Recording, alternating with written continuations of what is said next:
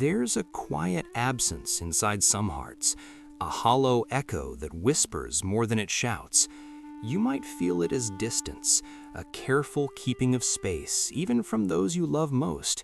It is not choice alone that shapes this separation, but memory, layered and shadowed, a trace of experiences too early, too deep to fully name. Some wounds are invisible, yet they shape the way you breathe, the way you reach, the way you pause before you trust. They linger in gestures, in silences, in the small hesitations that no one notices. And though the world moves in warmth and closeness, these hidden scars often pull you back into yourself, quietly, persistently, like a tide you never chose.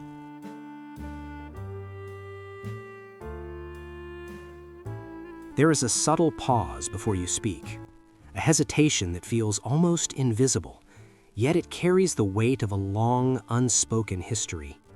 You may notice it in quiet moments, a phone call left unanswered, a glance that avoids too much closeness, or the way your hands linger at the edge of a table rather than reach for another's. This distance is not always conscious. It is a rhythm of the body, a protective choreography your mind learned long ago. And yet, it is deeply human, something many carry without naming. In social gatherings, while others laugh freely, you might feel like an observer, tethered to the room by invisible threads. Connections, though desired, often feel slippery, elusive. You may reach and then retract, as if some hidden boundary insists you remain just out of reach. Those who care for you may notice the quiet hesitation, the way intimacy is approached cautiously, always with a slight retreat. And sometimes, even in solitude, you feel a gentle, persistent pull away from emotions, from memories, from the part of yourself that longs to be seen. This distance is not failure. It is not a flaw to be corrected. Rather, it is a signal, a silent narrative your inner world has been telling you for years. It is the echo of early experiences, moments when safety was uncertain, or love came with conditions. Your nervous system remembers more than your conscious mind does. It remembers the hesitations, the silences, the small, almost imperceptible cues that taught you how to survive. The body carries these lessons long after the mind is forgotten. And yet, there is longing in this distance, a quiet yearning that pushes against the instinct to withdraw. You may find yourself watching others connect and feeling both envy and relief. Relief because connection can feel risky. Envy because it seems like a world you were both drawn to and held apart from. It is a paradox, wanting closeness but fearing the vulnerability it demands. You are familiar with both sides of this tension, and it shapes the contours of your relationships in ways that can feel automatic, almost fated. The distance shows itself in small ways, a fleeting touch avoided, words left unsaid, a smile that doesn't reach the eyes. Even laughter can carry a trace of restraint, a careful calibration of how much of yourself is offered, how much is withheld. And yet, there is subtle grace in this pattern. The distance, as much as it separates, also protects. It is a shield that your mind and body learned to hold when the world felt unpredictable, when love was conditional, inconsistent, or absent. To recognize this distance is not to condemn it. It is the first act of awareness, the gentle acknowledgement that something within you has been shaping your experience all along. You are not alone in this rhythm. Many carry the same silent weight, each in their own form, each with their own nuances. And in noticing it, you begin a quiet dialogue with yourself.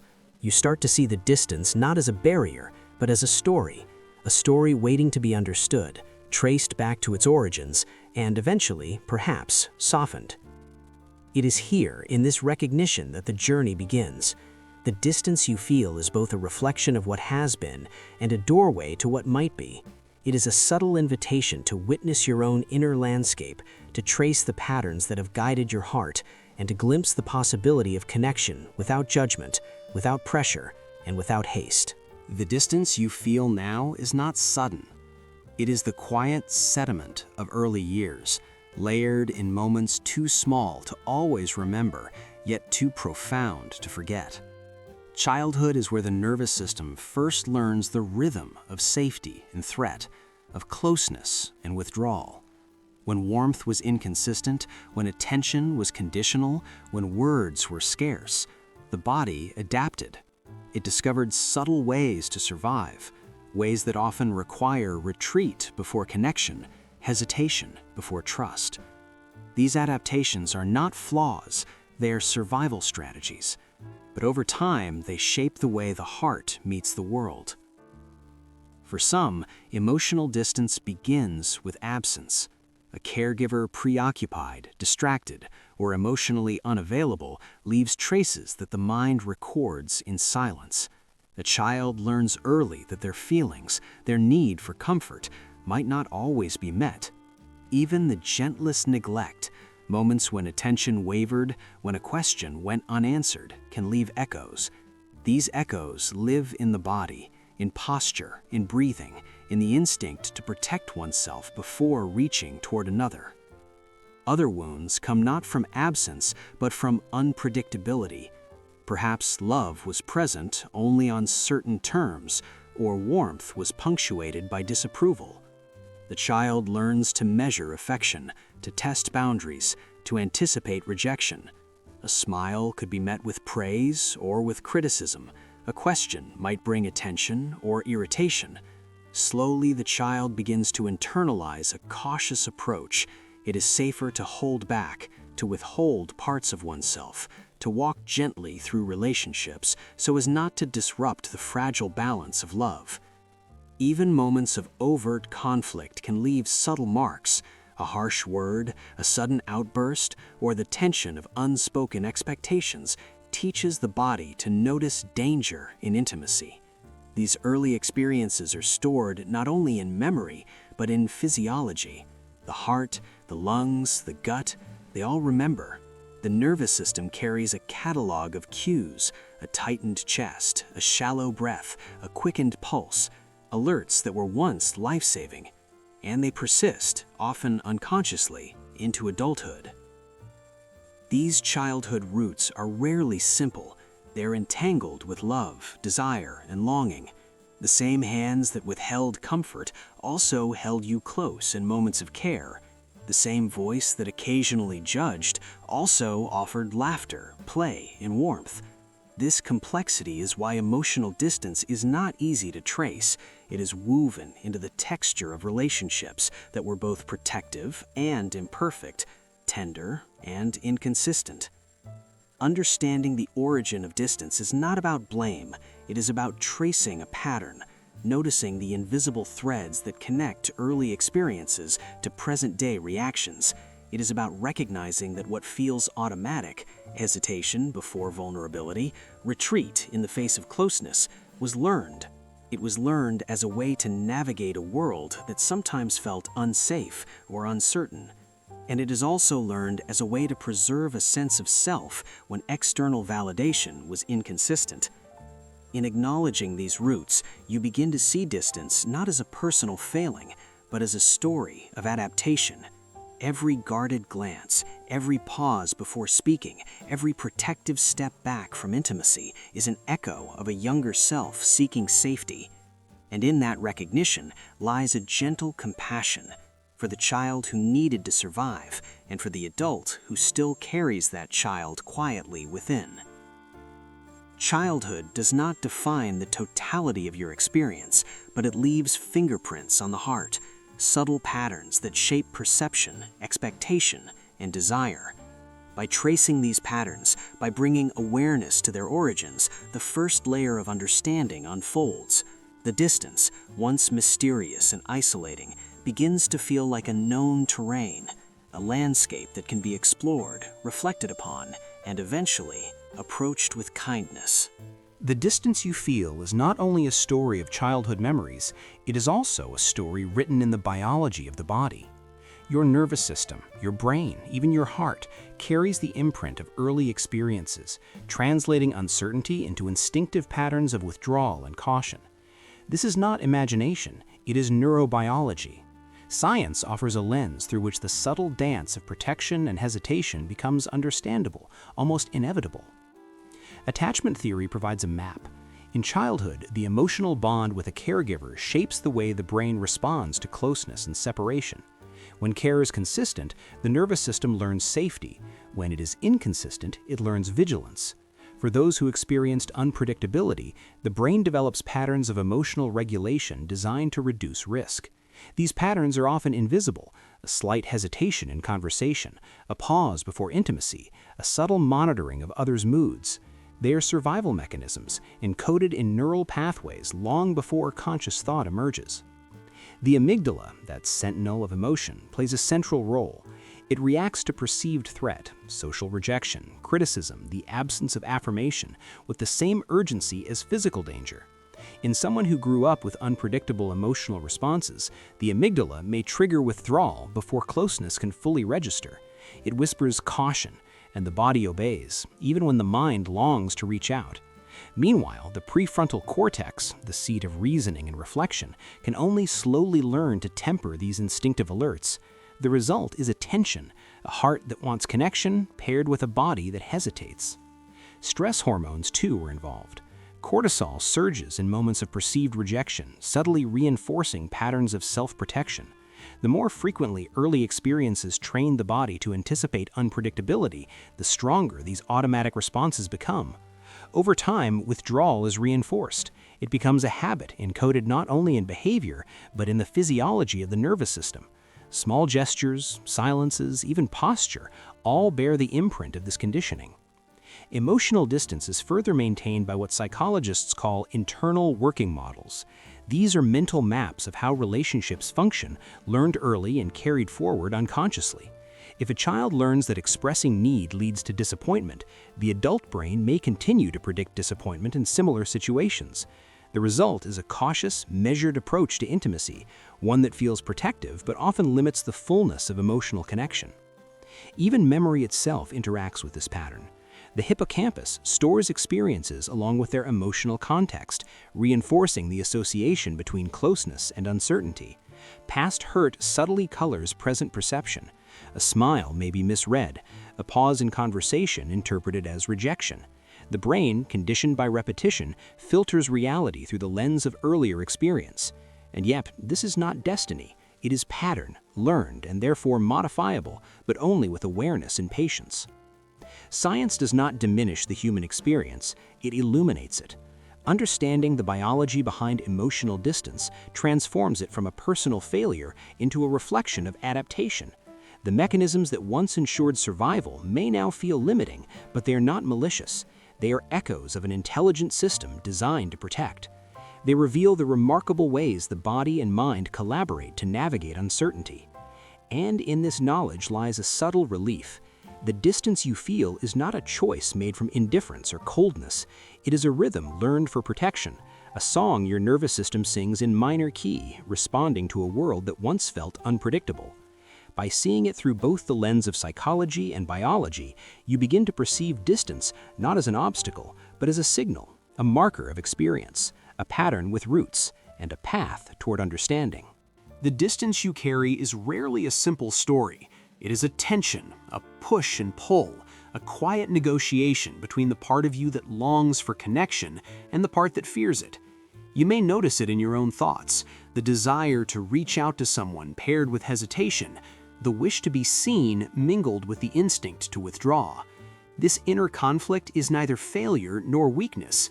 It is the echo of survival strategies learned long ago, still active in the subtle rhythms of your mind and body. Resistance emerges naturally. Vulnerability can feel risky, even dangerous. To show your heart is to risk disappointment, rejection, or misunderstanding. And yet, you are not content to remain entirely withdrawn. The human spirit, even in cautious hearts, tends toward recognition, intimacy, and empathy. The conflict arises precisely because both impulses, withdrawal and approach, are strong, coexisting quietly within the same being. It is a tension that shapes your days, your relationships, your quiet moments alone. This tension often appears as self-judgment. You may notice an internal voice criticizing the very hesitation that once protected you. "Why can't I just open up?" it asks. "Why do I hold back when I want closeness?" These questions, though seemingly logical, miss the underlying truth. Your distance is not choice alone. It is the product of years of adaptation, a deeply ingrained rhythm designed to navigate uncertainty.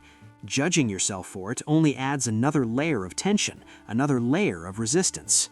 Resistance is also relational. When others approach you with warmth, generosity, or care, the instinct to pull back may emerge almost reflexively. A kind word can feel suspicious, a gesture of love startling. You may oscillate between leaning in and retreating, between craving intimacy and fearing it. It is a subtle dance, one that can feel confusing, even isolating. Yet it is not a reflection of your inability to love. It is a reflection of your nervous system protecting a younger self, still present beneath the surface. At times, resistance manifests as a quiet numbness. Motions may feel muted, a buffer against hurt. You may notice yourself disengaging, observing rather than participating, analyzing rather than feeling. This self-protection is effective in many ways. It keeps you safe from immediate pain, but it also reinforces the cycle of distance. Intimacy requires a willingness to feel, even when feeling carries risk. And the tension between wanting and fearing is a sign that the pathway to closeness is both possible and tentative. The inner conflict extends to your own self-perception. You may wrestle with contradictions, a deep empathy for others paired with difficulty expressing your own needs, a capacity for love alongside a pattern of withdrawal. These contradictions are not anomalies, they are the hallmarks of a human mind navigating complex terrain. In acknowledging this tension, you begin to cultivate gentleness toward yourself, a recognition that every instinct to protect also reflects a desire to survive and ultimately to connect. Resistance is not an enemy, it is a signal, a guide, pointing to the places where protection has become habitual, where old patterns shape present interactions. By observing these impulses with curiosity rather than judgment, you begin to disentangle fear from desire, instinct from choice. The conflict itself becomes a mirror, revealing the landscape of your inner world, its vulnerabilities, its protections, its yearning for connection. And in this reflection, a subtle shift can occur. Awareness does not force change, but it illuminates possibility. You can witness the tension between approach and withdrawal and see it as part of your story, a story of survival, adaptation, and longing. The inner conflict is the threshold, the gentle friction that, when observed without blame, opens the door to understanding the distance you feel and the ways you might move toward connection without losing yourself in the process. There comes a moment, quiet and unassuming, when the patterns you carry begin to make sense. It often arrives not with fanfare, but with observation, a thought, a memory, a pause in conversation that illuminates something previously unrecognized. You notice the rhythm of withdrawal, the hesitation before trust, the subtle ways you hold back. And for the first time, perhaps, you understand that this distance is not who you are, it is what you have learned. Realization often begins with reflection. You might look back on childhood moments, not with anger, but with gentle curiosity. The small inconsistencies, the unpredictable warmth, the silences that once felt ordinary, suddenly they take on clarity. The young self, navigating uncertainty, learned to protect, to measure, to hold close only what felt safe. The adult you carries these lessons still, echoing through gestures, interactions, and even thought patterns. Awareness does not erase these patterns, but it illuminates them. Seeing them is the first step toward freedom from their unconscious pull. This recognition also occurs in the body. Perhaps in a relationship, a moment of closeness triggers a familiar tightening in the chest, a subtle recoil in posture, or a hesitation in the voice. These are the traces of learned protection, etched into the nervous system. Realization comes when you name them for what they are, echoes of the past, not indictments of the present. The body is remembering, not resisting, and understanding this distinction shifts the lens of perception. Sometimes, insight arrives through connection with another, A friend, a partner, or even a brief encounter may mirror back the patterns you have unconsciously maintained. A comment, a gesture, a question, these reflections illuminate the dance of withdrawal and approach, making it visible for the first time. Realization is subtle, like the moment the sun touches the horizon, gradual, transformative, impossible to ignore once noticed. The power of this awareness lies in its neutrality. It is not self-criticism, it is not a demand to change, it is recognition. You see the distance as it is, a learned pattern, an adaptation, a strategy that once ensured survival. And in naming it, you separate it from identity. You are not emotionally distant as a fixed trait. You are someone who has developed strategies for safety, someone whose heart has been shaped by experience. This understanding carries profound relief. It replaces confusion with clarity, judgment with compassion. Realization also brings choice, but choice does not feel like command. It is subtle. When you understand the origins and mechanisms of distance, you can observe the impulses to withdraw without automatically obeying them. You may experiment gently, reaching out where before you would have held back. You may notice discomfort and acknowledge it without interpreting it as failure. In this space, the familiar rhythm of hesitation becomes a guide rather than a prison. Awareness allows you to witness, and witnessing creates space for a new pattern to emerge. These moments of insight are often fragmented, fleeting, yet cumulative. Each recognition builds upon the last, creating a mosaic of understanding. Over time, you perceive your patterns with clarity, the tension between protection and desire becoming intelligible rather than mysterious.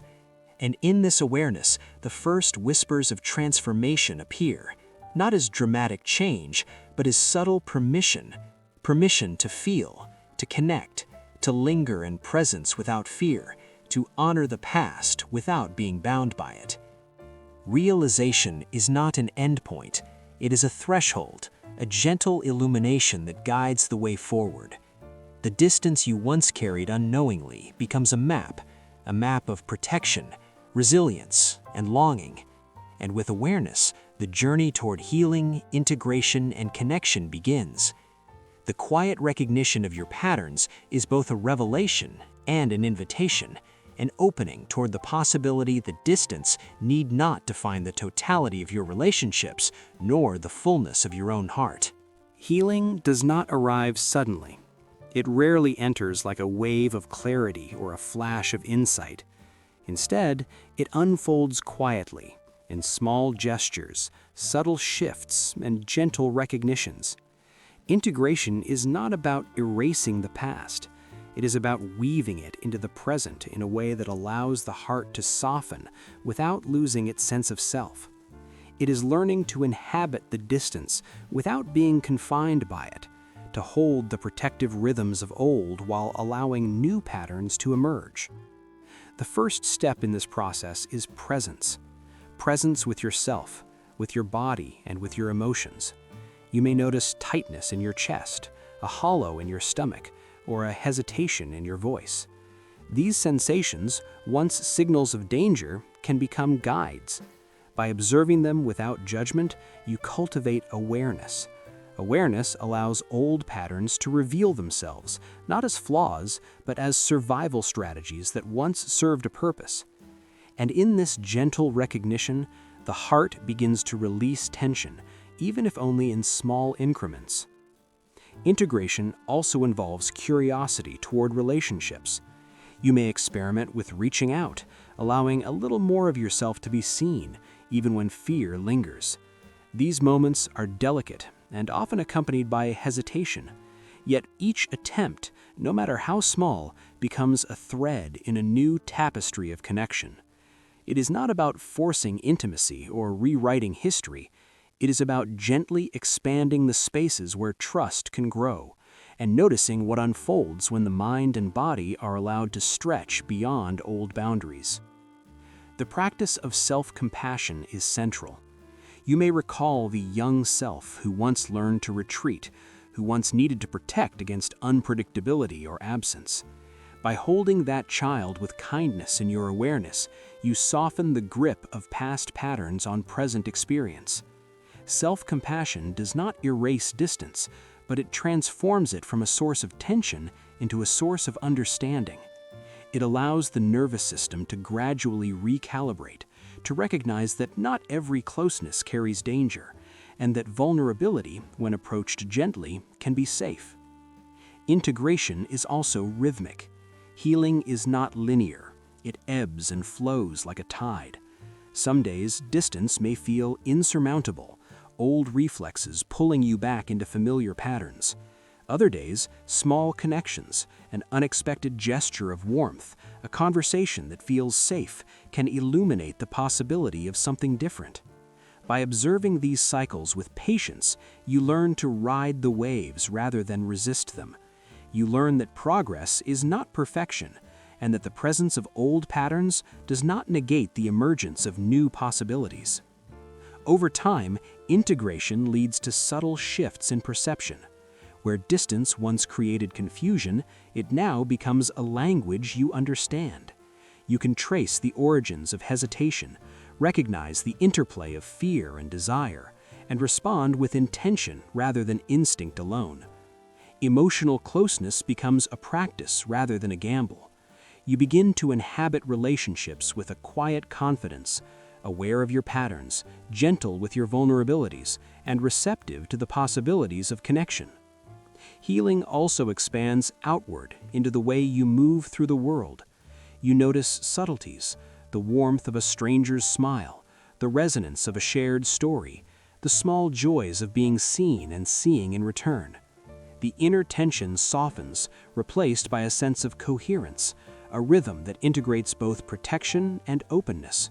You are no longer defined solely by distance, but by the interplay of experience, awareness, and choice. Integration does not demand immediacy or completeness. It unfolds in the cadence of daily life, in moments of reflection, in gestures of curiosity and care. Each act of awareness, each pause before withdrawal, each moment of reaching becomes part of a growing capacity to hold connection without losing self. In this way, distance, once a marker of survival, transforms into a landscape of understanding, resilience, and subtle, lasting connection. The journey through distance, realization, and integration does not conclude with a flourish. It ends quietly, in observation, in gentle acknowledgement of what has been and what continues to unfold. You may notice yourself breathing differently, sitting more fully in the presence of others, or lingering a moment longer before retreating. The hidden wounds that once shaped your every gesture no longer define the entirety of your being. They are threads in a larger tapestry, intricate and enduring, but not all-encompassing. Reflection allows you to see the patterns that once felt automatic, the protective strategies etched into posture, speech, and thought. You may recognize the subtle ways your nervous system responded to uncertainty, the reflexes that guided you away from closeness, the hesitations that once felt like inevitability. And now, in the light of awareness, these impulses are no longer invisible forces. They are known, observed, and held with gentle compassion. Closure does not erase memory. It does not claim to heal instantly or completely. Instead, it cultivates a space in which understanding and acceptance coexist. You may carry traces of old hesitation, of the child who learned to protect, but alongside these traces grows the capacity for presence, for authentic connection, for moments of trust. In this balance, you begin to inhabit both the safety of self-protection and the openness of vulnerability without seeing them as opposing forces. There is a subtle poetry in this unfolding. The heart that once recoiled now explores, sometimes hesitantly, sometimes boldly. The eyes that once watched from the periphery now engage. The hands that once hesitated to reach out now do so with intention, even if unevenly. Healing is not linear, but each gesture, Each reflection, each pause taken with awareness becomes part of a quiet rhythm, a rhythm of integration, resilience, and grace. The hidden wounds are not marks of failure, they are evidence of adaptation. They are traces of a younger self navigating unpredictability, traces of the body and mind doing their best to survive. Recognizing this allows you to view yourself with profound empathy. Compassion extends inward, shaping the ways you relate to others. You notice patience in conversations, gentleness in gestures, and a deeper attunement to subtle emotional currents. Distance transforms from barrier to lens, a way of seeing and understanding both your own heart and the hearts of others. In this reflective space, connection is no longer a gamble, but a practice. You can reach without fear of losing yourself. You can pause without shame. You can feel without judgment.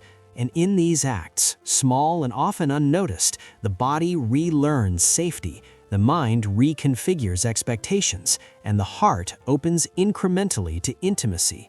What once felt elusive now appears as possibility. What once felt automatic now can be observed and engaged with choice. Ultimately, the story of emotional distance is a story of human resilience. It is a reminder that even the most hidden wounds carry intelligence, survival, and subtle beauty. They map not only what was lost or feared, but also what endured, what adapted, and what still holds potential for connection. In acknowledging these patterns, you honor the complexity of your inner world, the ways in which vulnerability, caution, and longing coexist. And so the quiet journey concludes with awareness rather than resolution, with presence rather than perfection. The distance you once felt as a barrier is now a language of insight, a mirror reflecting your history and your capacity for gentle connection.